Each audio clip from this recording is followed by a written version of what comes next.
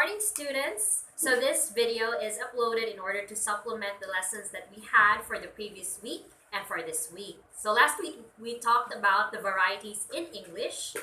So as a recap, we are going to review what a variety is.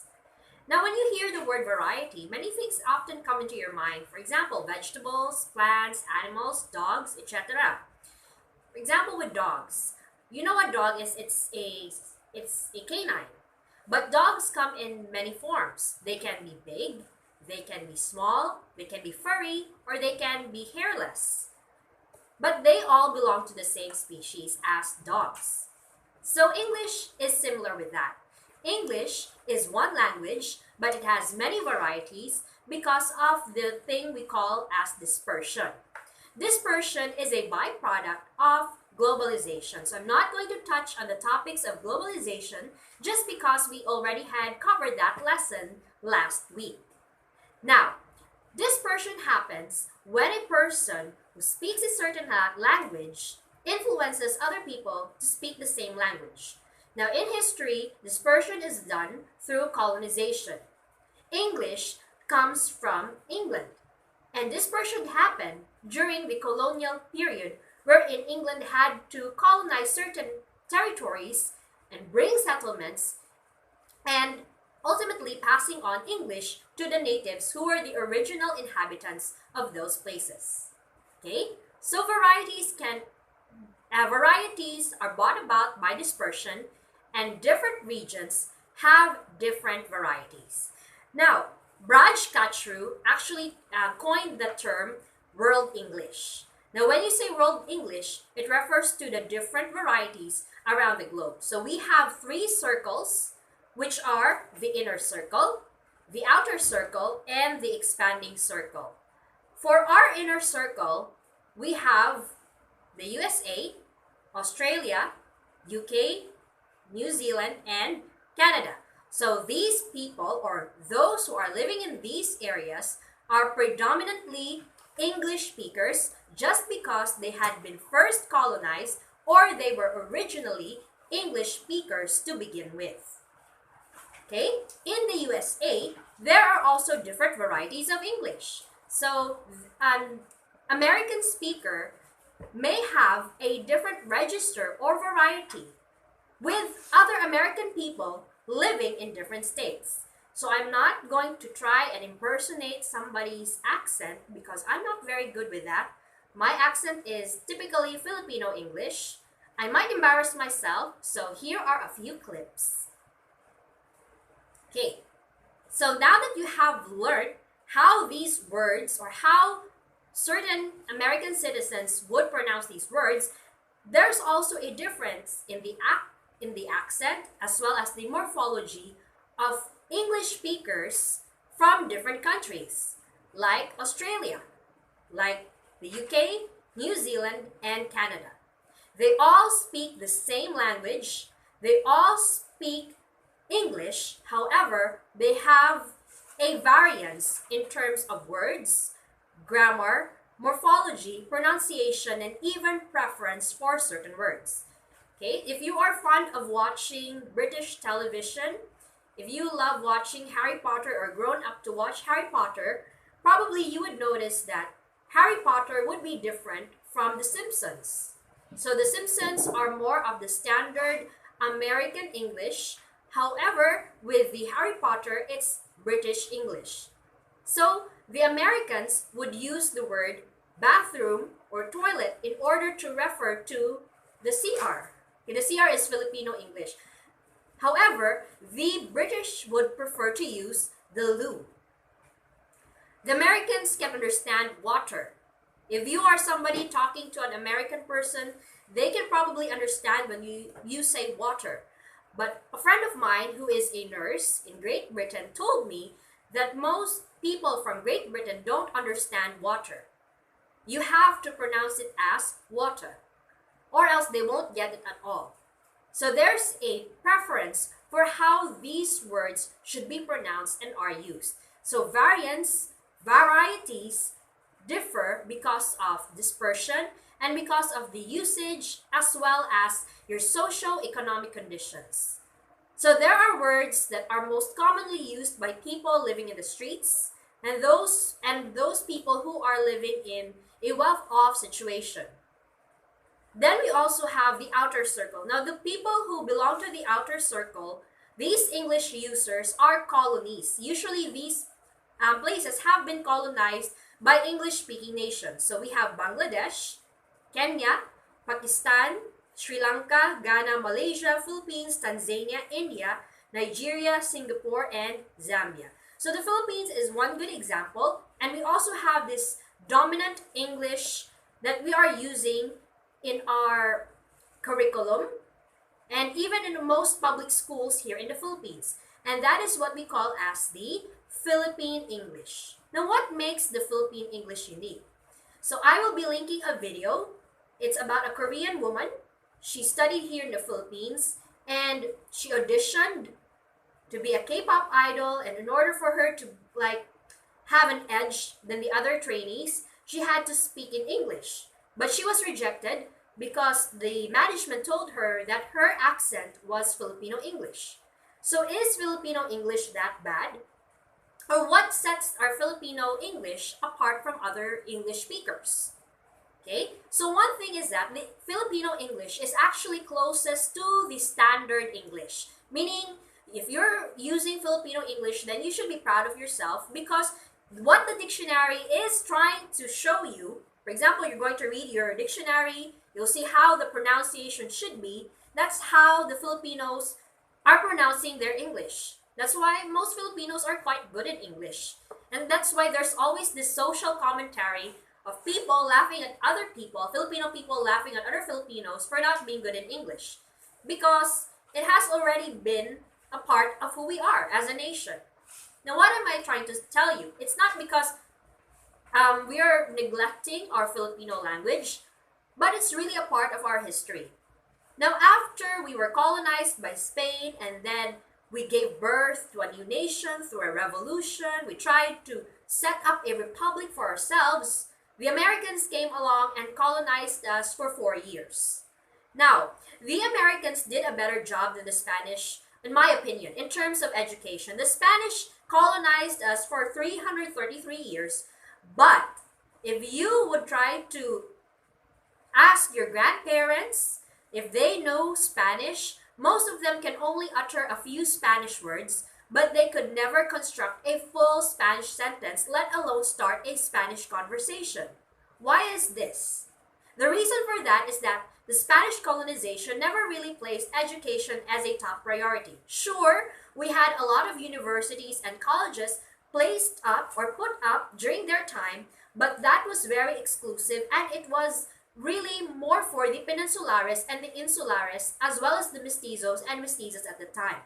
Education was off limits to the Indio, who was regarded as inferior for his brown skin color. However, when the Americans came, they revolutionized education by setting up public schools. Public schools are one of the greatest contribution of a colonizer to the Philippines because it helps educate the masses and it puts education in a premium. By the way, education should be given the highest priority as well as with health because it will shape the next generation. Now back to English. So in regards with the American contribution in English, the pharmacites or these missionaries from the US would train children, whether they be from the mountaintops to the cities, on how to use the English language. And if you are going to read or you're going to listen to clips of people speaking in English during the 1940s, 1950s, you would listen to them and then you would say, gosh, they really know how to speak the language. They were fluent, they were erudite, they know that what they were saying, and they had substance whenever they spoke. They didn't need to mince their words with slang in order to make their words contemporary. As the time went by, English became less of a priority for the Filipino. That's my opinion because of technology. Because why would you stress yourself in writing a very long essay when you can just type it away using abbreviations? When you can just voice message, when you can just use emojis. But as a country, we're still gearing towards better English proficiency just because most of the jobs that are being offered actually want English proficiency. Call centers, human resource management, and even the profession that you want to enter into, criminology, demands English. Okay, so magbisaya ko gamay kay. Na-stress po na akong English. Okay? So, in terms of sa criminology, no, you might think, ma'am, criminologist mo ko, I'm going to be a fireman. I'm going to be a police officer. Why should I learn English? Well, yes, you will not arrest somebody and you will not say or speak in English all the time. Of course, if you're going to capture somebody, you have to state the Miranda rights. But your work really does entail a lot of English. For one, you have to write well. You need to prepare your judicial affidavits or police affidavits. At least you know how to write. You cannot just let some newbie or someone else do the job for you. You have to prepare seminars, statements. You have to give interviews. Learning English doesn't mean that you have to walk down the street and pretend that you really know the language. You just need to communicate it well because your job demands it. Okay? And also, if you're planning to study law, for my criminology students, the law actually is using English. And there are only a few cases wherein the ponente actually attempted to write in Filipino. And I'm guessing that the ponente is not really that fluent in Filipino or is thinking that a jurisprudence that is written in English would be better used by the next generation or by other people who might reference the Philippine jurisprudence in order to improve its own. The American jurisprudence actually heavily influenced the Filipino jurisprudence. That's why you see an overlapping of judgments between the two countries. Okay? So that's my take on why you should really stress about your English subjects and not just let somebody else do your assignment for you. You have to take this seriously whether you like it or not because it's going to be a big help for you in the future. Okay? So back to Filipino English. Now, Filipino English is marked with a unique, it's a unique English because Filipinos are very inventive. And if you're going to see the list of the words that I had placed in the box, you would see how these inventions were or are. And we're currently using them up to now, and even up to now, up to the present date, Filipinos are still conceptualizing new words every now and then. Okay? For example, the word plantito, plantita. It's actually a marriage between plants and titos and tita. So plantitos and plantita is any millennial who is interested in taking care or is an avid collector of plants. Okay, it's a semi-botanist, no way. Those who collect plants and post them on Facebook. So we call them plantitos and plantitas. So it's a hybrid of an English word and a Filipino word. And this is very common in our country. We love to code switch. I'm going to place it here. Code switch. Code switching is changing between two languages in one setting. And it's common because the younger generation is not that good with very deep, okay, that's another word, deep words. For example, look at the tanawa ang clouds. Okay, tanawa ang clouds. So you're using clouds, an English word, in a Bisaya sentence. You are code switching. So why is this? Because you don't know that clouds is panganod in Bisaya. Okay? So for every word that you have a difficulty in, you tend to code switch. So you make code switch in English, from English to Bisaya, or from Bisaya to English, depending on the lexicon that you have. Lexicon is your dictionary that you carry along in your brain. So if you feel that you have a very limited lexicon, you need to switch. And that's the benefit of having a bilingual brain. Filipinos are bilingual. Usually we're bilingual or trilingual. Okay? So, ayun. Diba? Code switching. So usually we have Taglish, Bishlish, and for the Davaoenos, they have this unique Bistaglish. How is Bistaglish done? Bawal po kayong pumasok dito. Bawal po kayong pumasok dito. Or it could be, basta they speak like that. They just mix Bisaya English and their Tagalog. And the point is that they can understand these sentences. It's part of the Davaoenyo culture. Now, Filipinos have made a lot of unique inventions in terms of the words that they have chosen that have become included in the English language, in the Filipino English. Okay, so we're going to read those words and we're going to discover the words and their meanings, and have we been using them in our day-to-day life? Okay, we might be using some of them. For example, loading pa class. For example, advanced. Uy, akong relo kay advanced. Oh, what does that mean? So the standard English, it means advanced or state of the art. But in the Filipino context, it doesn't mean that he or she is donning an Apple Watch or a watch that is, I don't know, maybe that came out just this week. It simply means that advanced ang time. Advanced siya og 5 minutes. Advanced siya og 10 minutes. Advanced siya og, I don't know, 45 minutes. Okay? Then you have bold. Uy, basta bold, right? Rated SPG ka agad.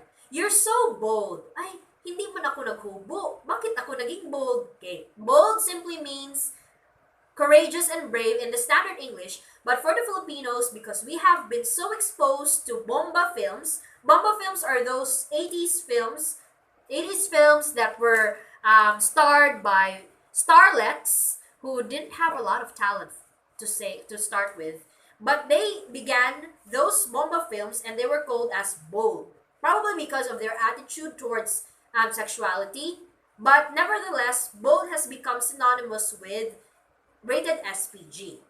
Then same with cabaret. A cabaret is a place for live entertainment which includes drinking, dancing, probably stripping, but not all the time it's stripping. But in the Filipino context, when you hear the word cabaret, what comes in your mind is a strip show. Why is this? Maybe because when the Philippines was first colonized by the Americans, we were very conservative. We just came from a very conservative society. It was a Spanish Catholic society, and entertainment was frowned upon.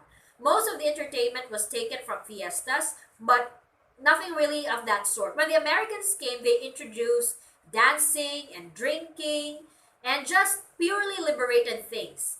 And siguro katong mga conservative atong time, when they saw these women, because it was around in the 1940s, women were wearing miniskirts at that time. So imagine from your Maria Clara to a miniskirt, people would be, wow, you're so something else. You're no longer a Maria Clara. You're like a liberated lady. Okay, so they might have equated just having fun and wearing short clothes into stripping. So that's where we got our word cabaret. Same with drive-through. Okay, drive-through. Okay, so drive-through used to have a very bad connotation, and even up to now. When you say drive-through, it's like a love motel wherein there's a short time. But the standard English actually tells us that a drive-through is a part of a food business's facility wherein food can be ordered and picked up using the drive-through. Like McDonald's. So I hope you're missing McDonald's because, ayun, miss lang natin ang McDo. Okay, what are other words? We're going to discuss everything, by the way, so that you can have a clearer picture of why our Filipino English is different from other bold varieties. Now, Filipino English is not unique. It's not unique in making up words on its own. Malaysia, Indonesia, and other ASEAN countries have also formulated their own English variants or varieties. For example, in Singapore, a nurse is called Missy. And then they also have graduate mothers. So when you say, oh, she's a graduate mother, so that woman is educated, but she stay at home. Okay? Then we also have Marina Kids. Marina Kids are people or young people who love to stay at the Marina Square. It's a shopping center in Singapore. Then we also have Malaysian English. So Malaysian English is quite interesting. It's as interesting as the Filipino English. So don't get me wrong. You might say that the Filipino English is the most interesting. Not really. But what I can say is that it's closest to the standard English, apart from the words that we had added. So in Malaysian English, you have your antilog, which means a male hated by a girl. So anti-log. Okay? And then you have your popcorn. It's a person who's very talkative. Kacang, which means peanuts. Then you have slambar, which means relax. Then you also have daybugs, or those people who live inside the campus or who are boarders in the campus. Okay? Let's move on to our English words. Okay, what else? So you can probably think about a lot, not just for those examples that I gave you. Especially with the younger generation nowadays, there are a lot of words. For example, we've been using flex a lot. So flex, I haven't used flex when I was still 18 or 19 or 20. But people today are using flex. So I'm gonna flex my muscles. I'm gonna flex my grades. Oh, I just wanna flex my new boyfriend. Okay, so it's flexing.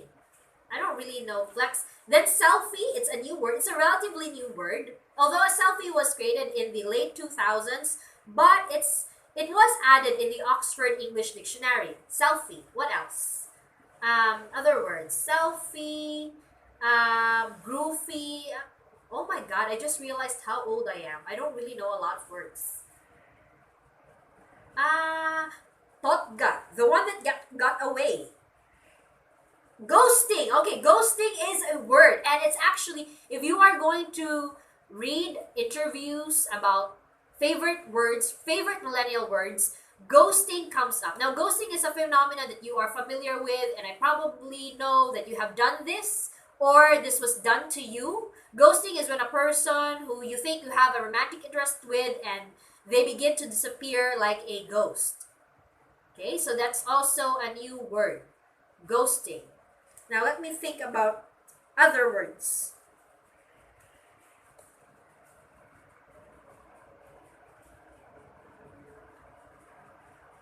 Okay, but during the contemporary times, even during the contemporary times, for example, we've been using artist to refer to actors and actresses, but artist refers to painters, sculptors, dancers, musicians, singers, and etc. But in the Philippines, when you say artist, automatically that person must be working in the showbiz industry. Then you have brownout. Okay, the Filipinos are quite unique. We call brownout for blackout and blackboard for a green-colored board. Why is this? Now, in brownout, to clarify class ha, kanang brownout, kanang mo brown bitong kalit, kay mumubo ang voltage. Kabantay mo anak nga mopalong siya og aksyon. E pagkaman anak kay mo brown ka dali, pero dili gyud siya mopalong. So that's the brownout. Okay? But siguro sige mo kutag blackout sa Pilipinas, ang brownout o blackout igsuon na gina sila, pareha na sila. Okay? Brown out. But then it's black out. Okay? For the blackboard, we call it blackboard, but sometimes it's color green. But it's really just blackboard. Ang nasayop ana, it's no longer the Filipino English, but it's the painter who painted the board green. Okay? Then comedy.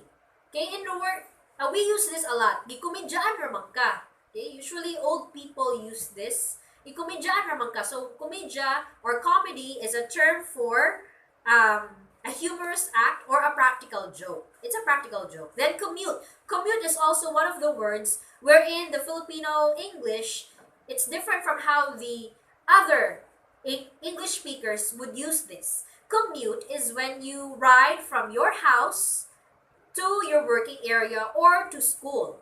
Okay, that route only. But sometimes we use commute to refer to going from one place to another using public transportation. Oh, dili ko mo adto dili na ko mo sakay ana nila. Mag-commute ra ko gikan padulong City Mall. Okay? Because we are taking public transportation. Same with course. Okay, when you say course, you're referring to the course that you're taking, Bachelor of Science in Development Communication, BS Mathematics. But for the American speakers, or usually Americans, ang course would refer to the subject. I'm taking this course in fine arts, and I'm also taking this course in math. So if you're listening to somebody from the American regions say that, you would think, oh, you're having a double or triple major. So when are you going to finish your studies? Oh no, I'm finishing them in 1 year. So matingala ka mo bright na kay mo. No, the course that he or she is referring refers to the individual subjects that he or she is taking for this semester. Okay, another word that we love to murder, dialect. Okay, kani, this is very controversial day now, and I have just discovered this for myself, and I am going to refrain from saying dialect in order to refer to Waray, Hiligaynon, Ilonggo, Bisaya. Actually, kanang mga previous na ko nga gipang-mention, you call them regional languages. Why? Because there's actually an error in calling them dialect. Okay? So, usually, from those from the Manila area, they would say nga, medyo superior ang Tagalog. Because Tagalog is where a majority of the words of our national language are derived from. Okay? So, Filipino is built up on Tagalog. So, what's the dialect? So, mura og ka ng manghud kaayo ang Bisaya. Where, in fact, Bisaya is already a language in itself. It has a complete lexicon, morphology, and it has also grammar and syntax, and it has evolved over time. Therefore, it is a language and not a dialect. You call them regional languages. Then you have duster, okay, very easy, elimination round, entertain, okay, kaning entertain. Diba? Kaning word nga entertain, entertain sa itong mga bisita. So, ikaw po, sumusayaw ko, mukanta ko, mukaon kung kalayo, okay? But entertain actually means, in our English language, is to provide, not entertainment, but provide company, or at least provide a sort of distraction to people who are waiting. Oh, why don't you entertain the guests who are waiting at the living room? Okay? But what comes in your mind is entertainment. So probably, if trip ni mo, sayaw-sayaw ka sila katubangan. If may kamusayaw. Another word, fiscal. In the Philippines, we call fiscal as the public prosecutor, solicitor, the attorney general. It comes from the Spanish word, calque, of Spanish fiscal. Now, there is also this phenomenon class wherein a homonym of a word will be similar to an English word. Okay, homonym of a word here in the Philippines or from another country would be similar to an English word. And what the person from that country would do is that you will just mix this word from his country with that American or the standard English word. For example, the word fiscal. When you say fiscal, it refers to money. Fiscal year. Okay, fiscal capacity. Okay? So, kana man na siya. Fiscal means money. But ano na himo man ang fiscal na himong prosecutor? Bato kang bulwagan, daghang fiscal dito. Okay? So, gano'n man siya na himong kuan. Fiscal because kita, daan diri sa Pilipinas, natay calque. Calque means fiscal in calque is also a prosecutor in Spanish. So, because natatak na to sa itong una-una nga, okay, calque, fiscal. So, ato na lang gi-interchange. Ato na lang siya gi-merge. Okay? So, it has become fiscal. While the other countries refer to fiscal as those people who are in charge in collecting revenue. So, ang mga fiscal dapat, if we did not derive it, we did not interchange the meaning, the fiscals could not be found in the bulwagan, but rather in the BIR. So, dapat na sa BIR. Nato dito sa ipalaag sa BIR kaysa yung dito. And then we have gimmick.